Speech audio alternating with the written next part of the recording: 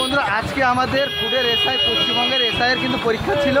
এই হচ্ছে জাম, এই হচ্ছে আমরা এখন অশোকনগর পৌঁছালাম। এই হচ্ছে আমাদের বনগাঁ ক্যানিং লোকাল 11:47 পৌঁছালো অশোকনগর। জানি না কখন পৌঁছাবে এই ট্রেন আর আমি কখন যাব পরীক্ষা দিতে। এই দেখো 15 মিনিট অপেক্ষা করার পর তারপরে কিন্তু আমরা এসেছিলাম বিরায়, আর বিরায় এসে তারপর বলছে ট্রেন কখন যাবে ঠিক নেই। তারপরে বাই রোডে আসতে হলো, আর বাই রোডে এসে দেখি এরকম জাম, মানে যেদিকে তাকাচ্ছি সেরকম। আমি এখন কিন্তু অটোর পেছনে দাঁড়িয়ে দাঁড়িয়ে যাচ্ছি, এখন পরীক্ষা দিতে যাব তাই। আর এই হচ্ছে যে যে চৌমাথা, বিরাট চৌমাথার ভিড়টা ঠিক এরকম ছিল। তখন কিন্তু প্রায় 12:30 কাছে উপরে বেজে গেছিলো, মানে রিপোর্টিং টাইম হয়ে গেছিলো, রিপোর্টিং টাইম শেষ হয়ে গেছিলো, তখনও কিন্তু আমি পৌঁছাতে পারিনি। এই হচ্ছে সেই জামটা যে ছিল, এই দেখতে পাচ্ছি এই হচ্ছে 4 রাস্তার মোড়ের জামটা। এই জাম কখন ক্লিয়ার হবে তারপরে পরীক্ষা দিতে যাব। মানে আজকে পরীক্ষা দেওয়াটা আর হবে না আমার মনেই হচ্ছিল যে এত কিছু এত। বন্ধুরা আজকে আমাদের ফুডের এসআই পশ্চিমবঙ্গের এসআইয়ের কিন্তু পরীক্ষা ছিল। এই হচ্ছে জাম।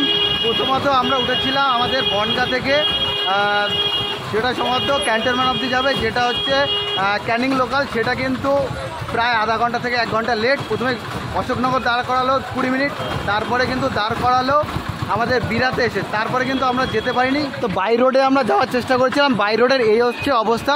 এই হচ্ছে বিরাট চৌমাথা, এই হচ্ছে আমার অ্যাডমিট। তো আজকে আমার মতো সম্ভবত অনেক কিন্তু স্টুডেন্ট কিন্তু পরীক্ষা দিতে পারেনি। এই জন্য কাকে দায়ী করবো আমরা জানি না। তো ভিডিওটা প্রচণ্ড শেয়ার করো। আমার মনে হয় এই পরীক্ষাটা কিন্তু আরেকবার হওয়া উচিত। তো তোমরা অবশ্যই ভিডিওটা প্রচুর শেয়ার করো। ফেসবুক পেজ থেকে দেখে থাকলে তো প্রচণ্ড শেয়ার চাই। আর আমার মনে হয় যে এই পরীক্ষাটা আবারও হওয়া উচিত। তো আমার তো সেকেন্ড হাফে পরীক্ষা ছিল, পৌঁছাতে তো পারলামই না। এই যে দাদার সাথে দেখা হয়ে গেলো, প্রীতমদার সাথে। আর এই যে সামনে আরেকটা দাদা, এই দাদা পরীক্ষা দিল মানে ফার্স্ট হাফে, তাই তো? ফার্স্ট হাফে পরীক্ষা দিল। কীরকম হয়েছে? দাদার ভালো হয়েছে। তো ভাগ্য আমারই খারাপ ছিল, আমি পৌঁছাতে পারিনি। আর কিছু একটা সবই কপালের দোষ। গাড়িটা পেয়ে গেছি দাদার, এখন বাড়ি দিকে যাচ্ছি। আর এই যে পিছনেও মানে প্রচণ্ড ভিড়, সামনেও প্রচণ্ড ভিড়। আর এখন যাচ্ছি আমরা হাবড়ার দিকে। এখন আমরা বিরাট চৌমাথা, তাই তো, ক্রস করে হাবড়ার দিকে যাচ্ছি। এই আর কি বলবো, এদিকে ট্রেন মিস, এদিকে রোড জাম, মানে পরীক্ষা ওয়েস্ট বেঙ্গল, সেটা মাথায় রাখতে হবে, ভুলে গেছিলাম আমি। হচ্ছে 44-এর ভিড়, মানে এক বিন্দুও জায়গা নেই, নাকি ভেতরে এক বিন্দু জায়গা নেই। আর সবাই যে গাড়ি দিয়ে যাচ্ছে, কেউ হেঁটে যাচ্ছে। ট্রেনটা বন্ধ করার জন্য এতটা কিন্তু সমস্যা আজকে, নাহলে সবারই ঠিকঠাক হতো। ট্রেনের জন্যই কিন্তু পরীক্ষার সময় ট্রেন বন্ধ। সবাই মোবাইল ফ্রেম বন্দি করছে, এত ভিড়। ট্রেন মানে না চলে তাহলে আমরা অকেজো, নাকি? হ্যাঁ, এতে বোঝা যাচ্ছে। কিন্তু ট্রেন না চললে আমরা অকেজো, মানে গাড়ি বাসের যা অবস্থা, এই রাস্তায় যাওয়া যাবে না। মানে এই রাস্তা যেখানে হাবড়া যেতে মানে কয় ঘন্টা লাগবে তার ঠিক নেই।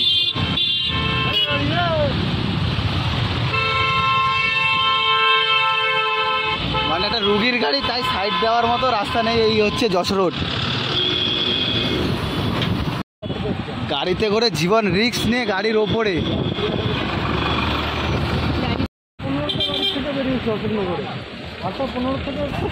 এই হচ্ছে সবাই পরীক্ষা দিয়ে যাচ্ছে, সব এসআই, সব ফুড এসআইয়ের পরীক্ষা দিয়ে যাচ্ছে। এই হচ্ছে লাইন, আপাতত জাম শেষ হলো। হচ্ছে গুমা চৌমাথার ভিড়, সবাই পরীক্ষা দেবে, তাই সব ফুডের এসআই পরীক্ষা দিতে যাচ্ছে। কোনো গাড়ি নেই, পুরো রাস্তা জাম একদম। যতটা চোখ যাবে ততটাই জাম, মানে কিচ্ছু বলার নেই। জাস্ট একটাই কারণ, ট্রেন বন্ধ। আর আমরা এখন যাচ্ছি বাড়ির দিকে, হাসি মুখ করতে করতে। পরীক্ষা দিতে পারিনি, বাড়ি গিয়ে খেয়ে দেখিও বলবো। আর এই যে যারা যাচ্ছে তাদের রইলো অনেক শুভকামনা। পরীক্ষা দাও তোমরা, চাকরি বাকরি পাও, নাকি? চাকরি বাকরি পাও, এগিয়ে চলো।